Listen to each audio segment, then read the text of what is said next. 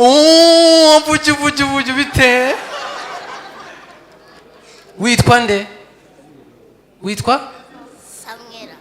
Samuela.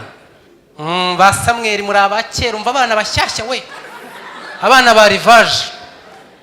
Samuela. Wiga hese? Kuri rafiki. Yawe nawe uri nkanjye.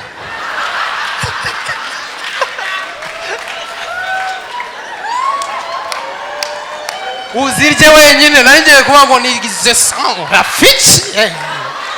Ari nawe utatangaye umwana uvuye Green Hills wicaye muri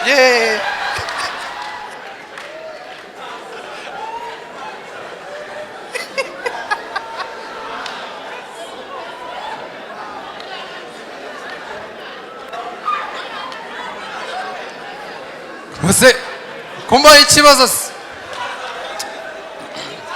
ibaza umwana mwiza nkuriya witwa Samuela ikigo nicyo kibaye ikibazo ngo wiga kuri rafiki ni rafiki ni kuri rafiki yabize kuri rafiki nta rafiki nta rafiki harimo fiki nimba hajemo fiki nta kintu dufataho haki ingofero ni yandi kona yari ngufi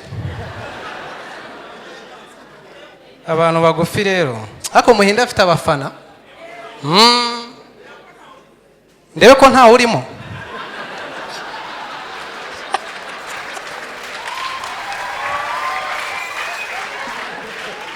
sha icyo nzi cyo nta kintu mfata ku bwonko bumwe na bumwe buri mahanga mukomera amashyi menshi cyane Rocky na Junior basobanura filime neza ariko ndashaka gutinda kuri Rocky yari ukuntu akora boro yo kwamamaza akahita yandika hasi ngo niwe uzi kwamamaza mu gihugu yarangiza akaguhereza ngo mwamamarize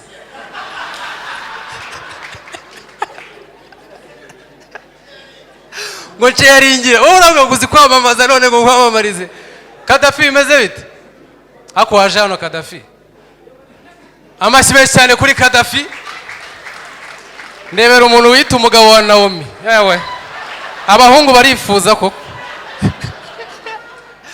undanire mikrofone hano utandwanyije nta kintu waba utandwanyije nje ntago nakurwanya mana hani iwanjye ari ukuntu abantu birata iyo bari ahantu bakodesha mana ngo uzamusura iwe ryari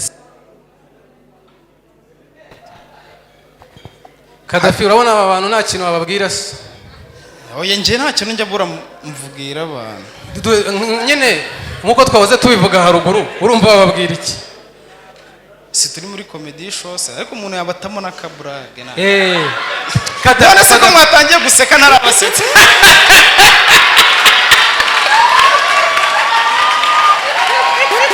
ubuse mbasekeje byagenda bi muyobo man bazenga muyobo uzi umuntu wakuzana ahantu gusetsa abantu nta kintu wabona basekeje izina ngo umusazi buriya rero ngo hari ibintu bitatu bikubwira ko umuntu agiye gusara ni wumvuze ngo ndi umusazi ngo siko wagira ngo Kadaffi ni umusazi ikintu cya mbere ikikubwira ko ugiye gusara ni bitatu ikintu cya mbere utangira kwibagirwa vuba ikintu cya kabiri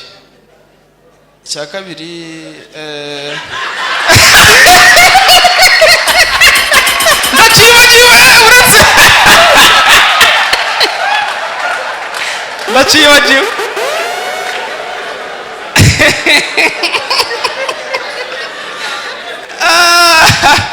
hari umukobwa twari duturanye ku Muhima oya nakaburage ngiye kubatera ku Muhima ahantu kera nabaga hari umukobwa twari duturanye witwa Becky ku Muhima ahantu nabaga kera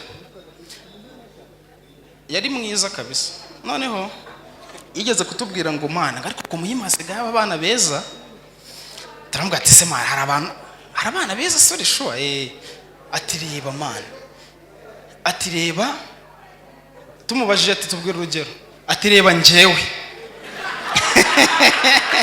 aba yihereyeho ati reba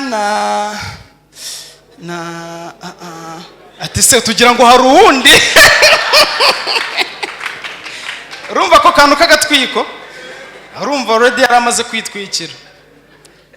Noneho museka ndaje ariko mbaseze hari ukuntu umwana ubuseka witegura gusekamo nyine n'ubundi none se harya nayindi brag nzira genda ubitekerezaho.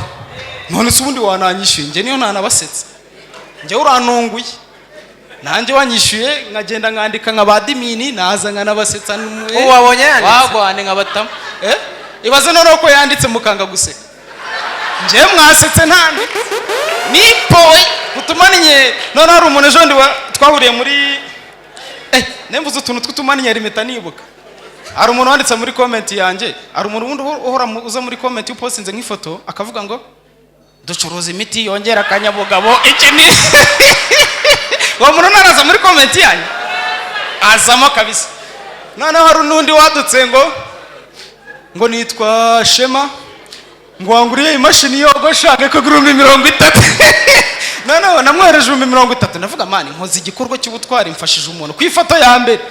Ifoto ya kabiri nitwa Shema wanguriye mani akamashini kogosha nkatangiza agashinga muri poroje.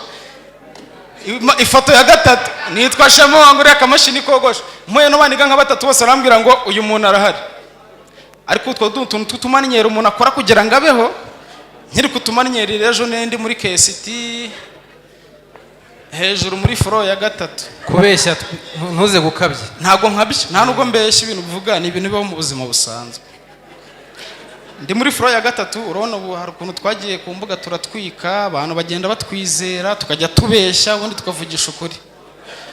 Mitamura n'umuniga tamwanga ngo dore Kadaffi ndagaswe. Ndamwa none se kumbonye ugatungurwa mani ngo asohora wiyemera ku Isimbi TV se ngo gira imodoka ngo bosiri ubwo turi muri KST muri foro ya gatatu ngo siri kugenda n'amaguru ngo agaswe amashimwe cyane kuri Kadaffi.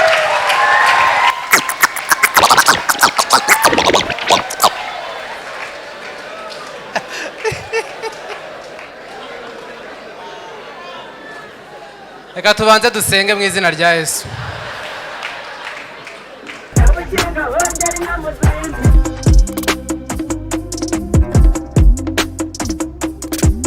Kabukinga hongera inyana ubwatsi, kabukinga